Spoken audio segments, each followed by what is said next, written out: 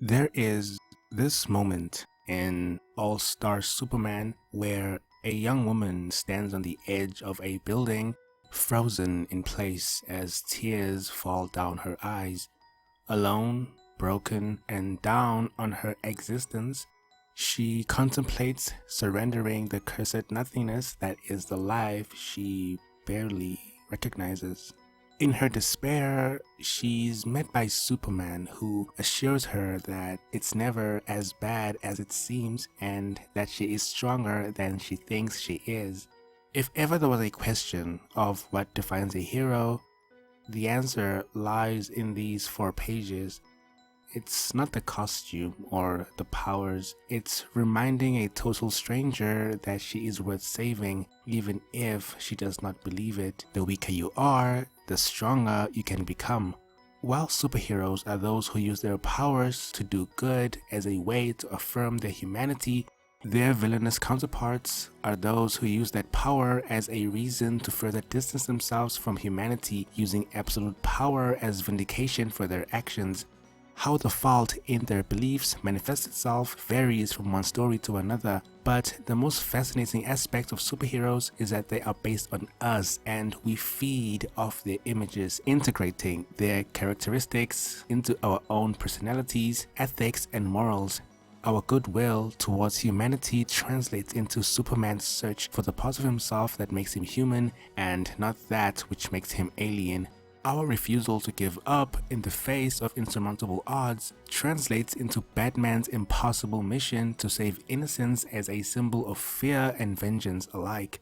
In turn, their villains represent humanity at our worst. Our innate greed translates into Lex Luthor's refusal to be anything less than a god and to have anything less than the power he believes only he deserves. Our disillusionment with society's definitions of right and wrong are translated into the Joker's abandonment of such lofty ideals, creating a force of nature that has very little regard for human life. Now, whether you're a DC fan or a Marvel fan, it's clear that the comic book medium has been a direct reflection of the time it's a part of. Whether the time warranted our heroes to battle Hitler, anti-Semitism, the KKK, racism, injustice, white supremacy, diversity, or women's rights, these heroes shine through the darkness and challenge every aspect of society. In the golden age of comics, DC superheroes were paragons of humanity, literally the best of what a man could be. Superman, Batman, and Wonder Woman were each a symbol of strength, willpower, and personal fortitude, respectively. As my friend Tom's wrote, I'd have to say that DC is my favorite, and not due to the mainstream movies, but more so the characters themselves. DC characters have a way more compelling reason for their existence. Their motives are more of a need than a want. There is always a serious reason for why they do what they do, be it a hero or a villain.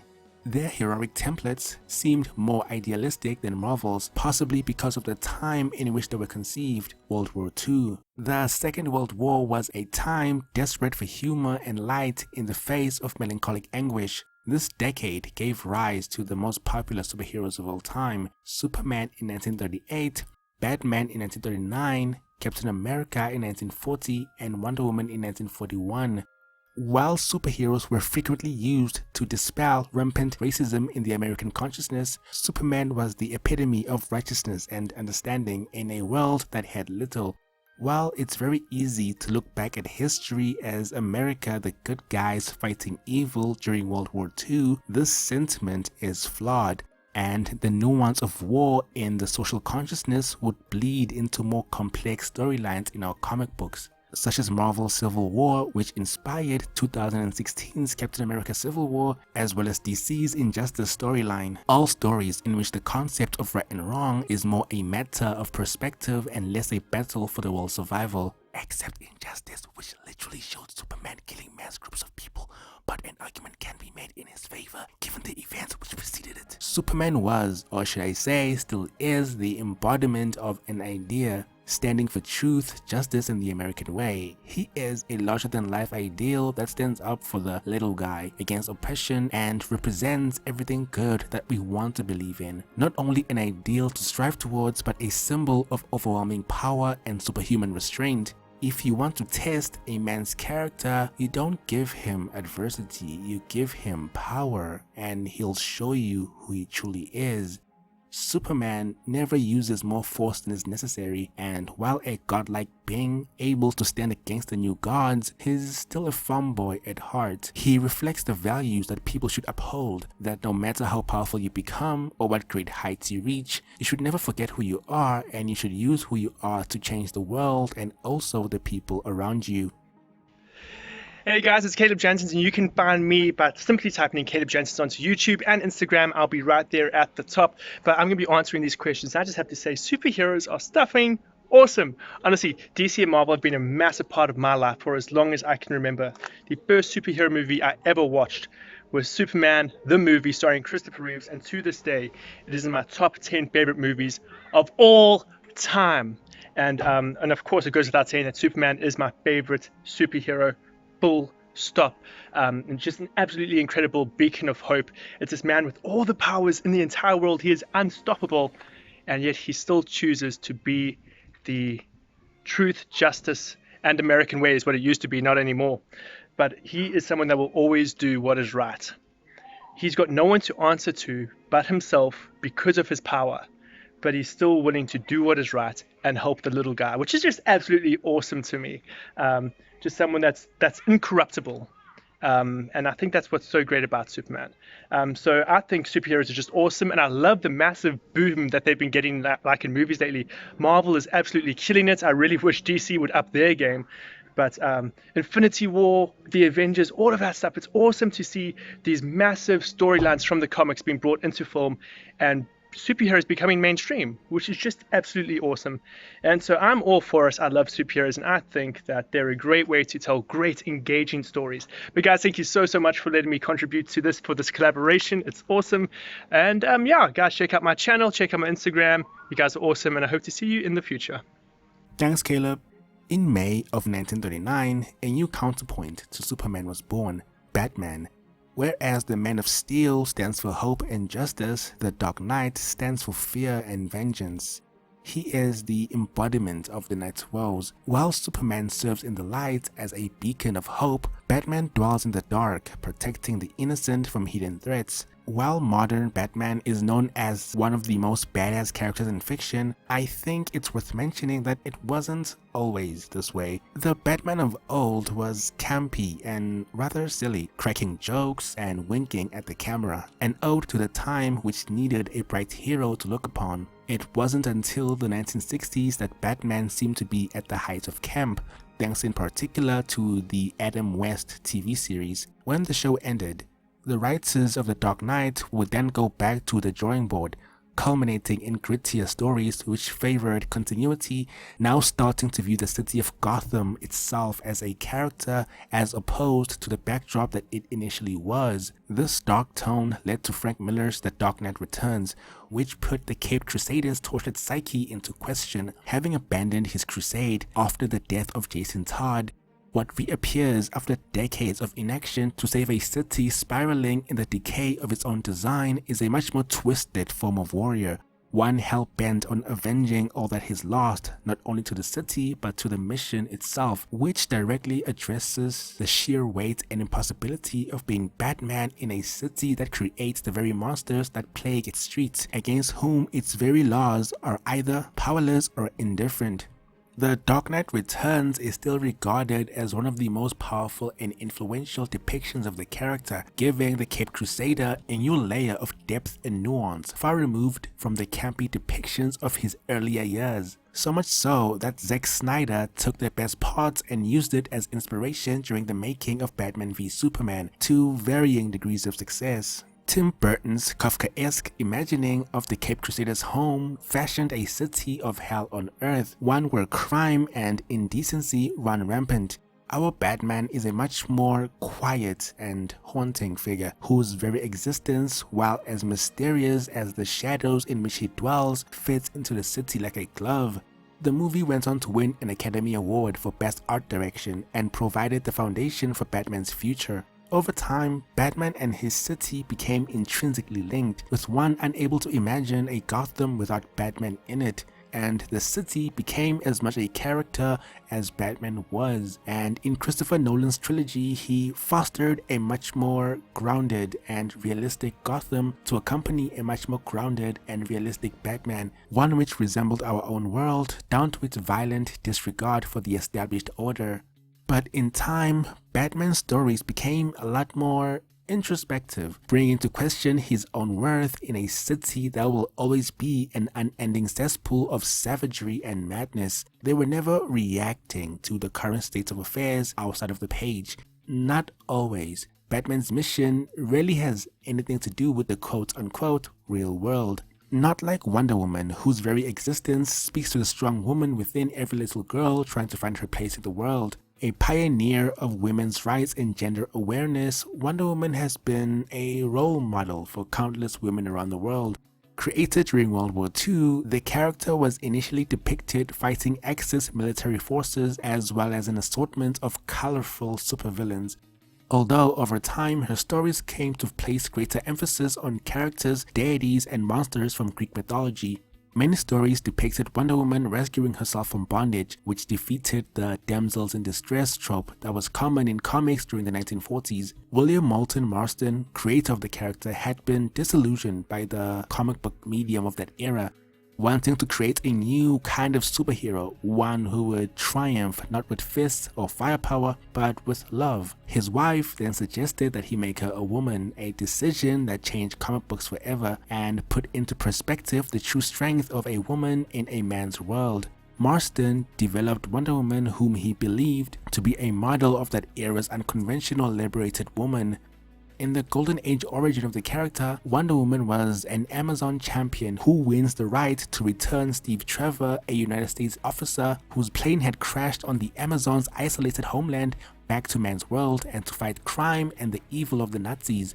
This was the origin that became the inspiration for Patty Jenkins' Wonder Woman, which became the best film to ever come out of the DCEU. Bringing the Amazon princess into the big screen ushered in a wave of fans who heralded the near-perfect adaptation of their favorite Amazon character, and though the DCEU would go on to crash and burn under the weight of fan and production expectations, Wonder Woman still stands as the pinnacle of all that could have been. Hey guys, my name is Danny Mosca and you can find me over at Psycadillo on Instagram. So I was introduced to superheroes at a super young age, and I've been a geek ever since. And I think based on my props around me, it's pretty obvious that Wonder Woman is my favorite superhero. So I love Wonder Woman because the crux of her decisions are based on the characterization of love and mercy. So whereas most superheroes use physical actions to take down supervillains or villains alike, she uses both the physical and internal resolution to come to, fixing or stopping someone, which I think is incredibly interesting. She also understands that violence is an instrument rather than a solution, which I think is not as obvious in most superheroes these days. Also, Wonder Woman is trained in combat, which means she doesn't just rely on superpowers. She understands how to use her tactical training as well as her superpowers to become the ultimate war machine. But she relies on compassion and respect, which I think is an ideal that we should all live up to. And with that being said, I think superheroes are something that are going to stick around for ages because they represent an ideal that both children and adults alike strive to meet and look up to, and it kind of provides someone that represents what we all want to be. And I think based on the movies, the way that movies are going these days, I think superheroes have a great place in our society. It's no longer a niche thing, but more something that everyone can join in. It doesn't matter age, creed, anything. And for that reason, they're going to be around for a long time, and I'm super keen to see where they go. So yeah, thanks for listening to me, and thanks for allowing me to be part of this collaboration. Don't forget to check me out on Instagram at Psycadillo. There was but one character who epitomized the principles of World War II and redefined the appeal of patriotism in a world torn apart by war. The famous first cover of Captain America showed him punching Adolf Hitler in the face, which ushered the character into mainstream popularity. Today though, Captain America represents the struggle to adapt to social change. Having woken up to a world he does not recognize, he's a soldier out of time. The political, sociological, and ideological shifts in perspective of the new world would usually contrast with his traditional values of right and wrong. He's holding on to tradition in a world that has discarded it in favor of modernity, has him feeling disconnected not only to the values he's inherited to uphold, but to the world that he himself was responsible for creating. Steve's conflict with Tony was always inevitable, as they both represent two opposing ideals which, while we're both in service of a better world, they conflict in that Steve advocates for individual rights in the age of globalization, while Tony has conformed to the long-term effects of globalization tactics as a means to an end far removed from the horrors that could be when left to chance. Iron Man's willingness to bypass traditional values in favor of protecting the future is what led him to create Ultron, and is what made S.H.I.E.L.D. fall into the wrong hands in the Winter Soldier, all events against which Steve was diametrically opposed.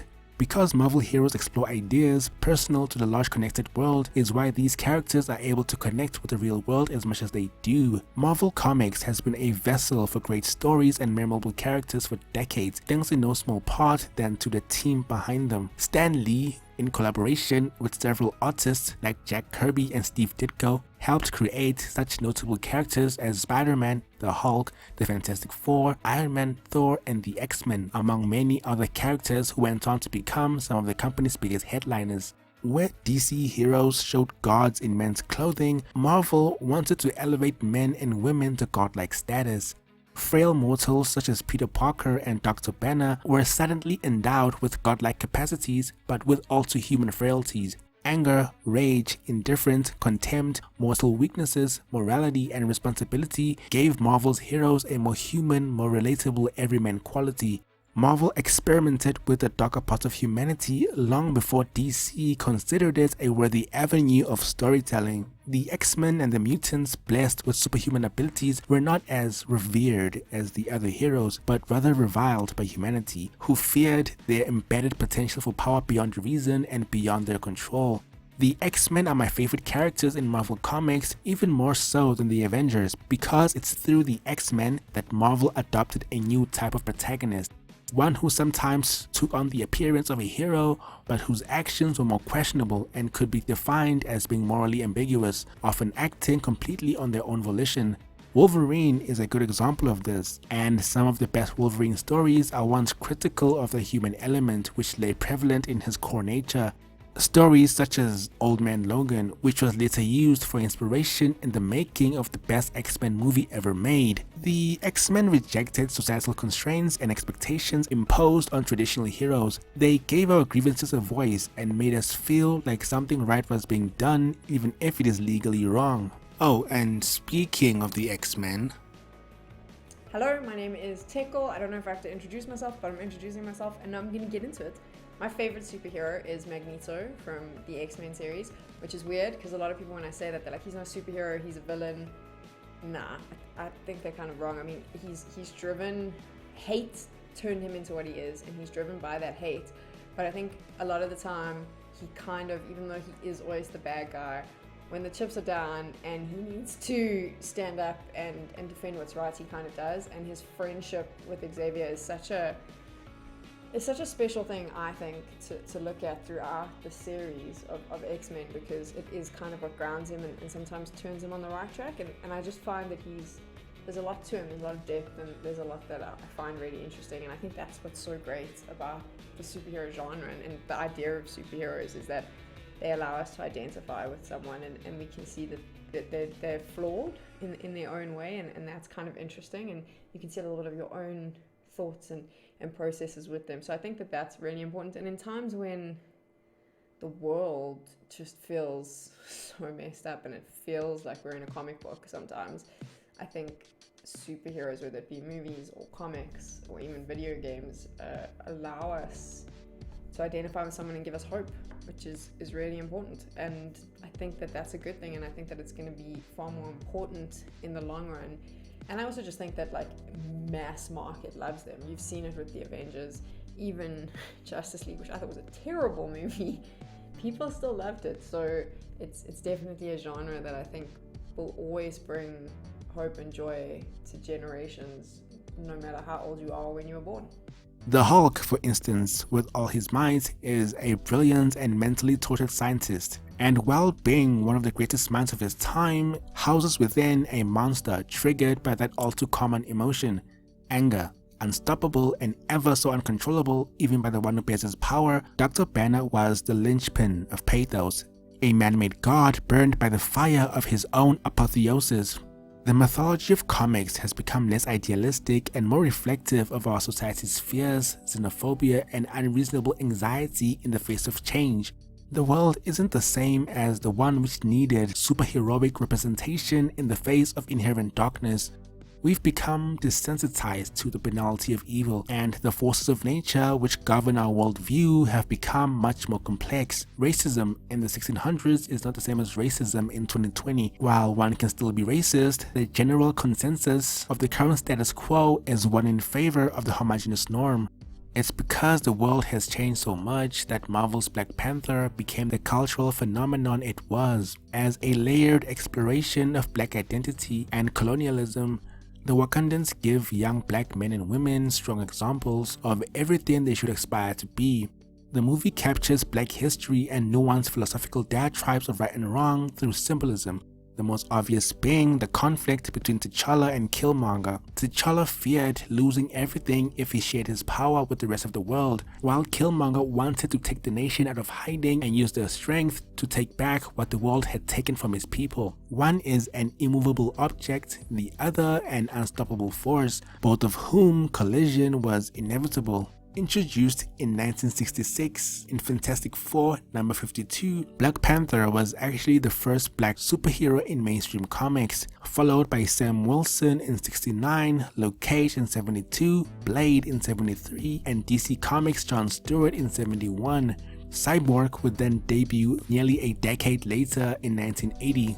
And it's when looking at superheroes through the eyes of a flawed society with idealistic intent that the success of characters like Spider-Man become much more prevalent. Peter Parker's archetype is much closer to the public consciousness of the reader, being a kid struggling with bullies and his undying affection for the girl next door. While I've spoken about many Marvel heroes over the course of the video, Spider-Man is to Marvel Comics what Superman is to DC Comics. As an everyman who receives power beyond reason, Spider-Man became a hero with an unwavering moral code, a responsibility which came at great personal cost. Born from a stroke of luck but shaped by adversity, Spider-Man is thrust into incredible circumstances, sometimes of a global scale. Though it's the hero we root for, it's the alter ego, Peter Parker, with whom we connect. Love, loss, school, family troubles, loneliness, financial pitfalls, and sacrifice all define the daily struggles of the human condition and are at the core of every Spider-Man story ever told in one way or another. While even the most human heroes of the Avengers seem to tower above us, Spider-Man is the hero whose biggest strength is that he's more human than most. I was first introduced to the superhero genre when I watched 2002's Tobey Maguire Spider-Man. My favorite superhero has to be Peter Parker's Spider-Man. The reason why is because I always loved his backstory. How he was brought up by his Uncle Ben and Aunt May, who loved him very much like they were his own mother and father. How he became an ordinary person to becoming a great hero. How I feel about superheroes is that I find them quite interesting and overall fun to read and watch. When it comes to the comics or the movies, even the TV shows, I really find them interesting about their backstories, who the allies are, who are their allies, who are their friends, who the enemies are, and everything in between. My favorite superhero stories in movie form has to be between Logan, Spider-Man Far From Home, The Avengers, and Avengers Endgame. It's hard to choose between all of those, but those are one of my favorites that I will not stop watching over and over again. When it comes to the impact from superheroes in the media and culture, nothing really has changed for me, but in my life, it's made me more of a happier person and an outgoing more when I meet some new people. With my friends, if I go up to another person who I've just met and introduce myself, I say, hey, I'm into the superhero genre, what about you? If he's also into it, we just hit it off just like that. And even if he doesn't get into it, I'd just like to introduce him to the genre and see if he'll be interested in it. That way we can connect even more. What I hope to see in the future about superheroes is that it gets more attraction from more people around the world, because in the past it was only meant for kids. But nowadays, more and more people are realizing it's not for kids.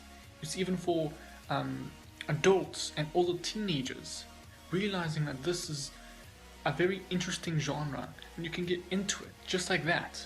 You can feel connected when watching and knowing what these are. Up until this point, I have talked about the impact of superheroes from the perspective of one who sees these characters as more than they are.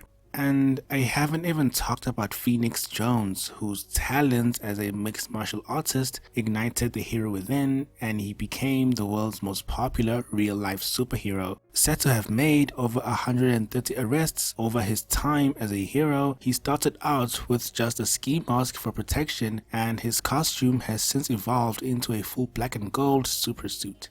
The truth is, I have no idea what it's like to come into the comic book medium for the first time in this day and age. The Marvel Cinematic Universe has created a successful franchise which spans different characters, continents, cities, and lore, all in service of building a world which revels in its own eccentricities.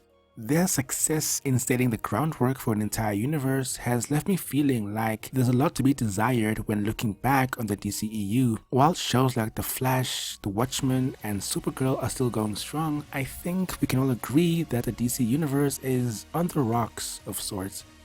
But even so, while the Justice League failed, the vision for Zack Snyder's universe lives on, so much so that the petition for the Snyder Cut has changed the way we view the audience's hand in influencing the media they desire to consume. The Snyder Cut getting an HBO Max release is such an unprecedented occurrence in all of film history that the ephemeral nature of the culture cachet puts into question the power of the audience over art which by its very nature is substandard. This uncommon occurrence echoes the power of the comic book medium and is a commentary on the passion and commitment of the comic book fan in the age of the internet. And so, it only feels right to end this video with the story that I've loved ever since I started reading comics, as well as the character that affected me the most. Arkham Asylum, A Serious House on Serious Earth, is a Batman graphic novel written by Grant Morrison and illustrated by Dave McKean.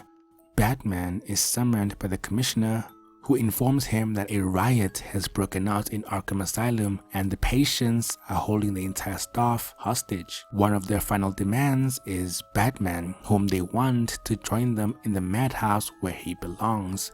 Batman accepts in order to spare more lives. Commissioner Gordon asks if Batman is afraid, to which Batman responds, "Batman is not afraid of anything. It's me." He says, I'm afraid that the Joker is right about me. Sometimes I question the rationality of my actions, and I'm afraid that when I walk through the asylum gates and the gates close behind me, it'll be just like coming home. Throughout the book, the events of the present are juxtaposed with the events of the past in the form of a diary entry which details the life of Amadeus Arkham, the founder of the asylum, from the death of his mother by his own hand as she had nightmares of being tormented by a bat, to the death of his wife and child at the hands of a mad criminal not unlike the ones which inhabit his family home. After discovering the diary and the razor the founder used to kill his mother, Dr. Cavendish came to believe that he was destined to continue Arkham's work, and on April Fool's Day, the date Arkham's family was murdered, the doctor released the patients and lured Batman to the asylum, believing him to be the bat Arkham spoke of. He accuses him of feeding the evil of the asylum by bringing it more insane souls. This moment reflected Batman's role in the creation of his rogues gallery. You see, there will always be crime in Gotham because Batman is, in essence, the one who fights crime, and this highlights the symbiotic nature of Batman's mission to Gotham's incessant need to feed his hunger for vengeance in the dead of night. Before Batman, crime in Gotham took the form of corrupt officials and violent gang warfare, with murder and robbery sprinkled in here and there. When Batman fought the scourge of his city, fate intervened and a balance to the status quo took the form of eccentric madmen like the Joker and the Riddler, all inspired by the freak of nature that was Batman. Haunted by the weight of the rule which defines his mission, Batman was cursed to a life of unending conflict in the name of justice, or as the Joker puts it, I think you and I are destined to do this forever. I have never felt more for Batman as a character than when I did reading this. The setting of Arkham Asylum plays a large role in how the inmates perceive their own insanity. As said by the Mad Hatter, sometimes I think the asylum is the head. We're inside a huge head that dreams us all into being. Each villain is a reflection of Batman in one way or another. The Joker reflects his madness and rigid morality. The Riddler, his intelligence. Clayface, his ability to shape himself into his best self. Poison Ivy embodies his weakness for women, particularly Catwoman, who in turn reflects his isolation and enigmatic nature. Batman's rogues gallery is a collection of his fragmented psyche. While Superman is the mask and Clark Kent is the real self, with Batman it's different. Bruce Wayne is the mask he wears to hide the Dark Knight within. In truth, Bruce Wayne died in that alley along with his parents, and what was born was something else entirely. This is why Batman means so much to me. It's not the car or the gadgets or his skills or the fact that he's always prepared, but it's his will to overcome that's kept me reading the comics and watching the movies, yes, even Justice League, twice actually. In light of that, facing the world, knowing Batman has to pretend to be someone he's not during the day, while during the night he's cursed to fight an unending war that in retrospect he started, makes my issues with anxiety, depression, and overwhelming stress seem much more minute by comparison. And this, to me, is the legacy of superheroes. Their struggles, their losses, and the battles they're destined to fight for centuries to come is the reason we keep reading the same issues or watching what's essentially the same movies with the same origin stories. And do I think Batman can beat Superman? No. But the fact that we can even ask that question or even explore that idea is a testament to the character of Batman and the possibilities of what could be achieved by willpower alone. It's these stories that have punched through global barriers and have created entire continents of new comic book fans. And whether you love Superman, Wonder Woman, The Flash, Spider-Man, or Hawkgirl, we're all in this together. I mean, there's also Zatanna, who I love for reasons. In a world where fallible humans are serving as the spokespeople for the world's biggest brands, a superhero endorsement means you'll never have to worry about a personal scandal or a negative headline. You'll never have to question if Superman has ever sexually assaulted someone in the workplace, or whether Captain America really said Jews were bad or black slavery was a choice. And for an industry, and for a genre, and for an entire generation of people from different backgrounds, this is the legacy of DC and Marvel Comics, the heroes that changed everything.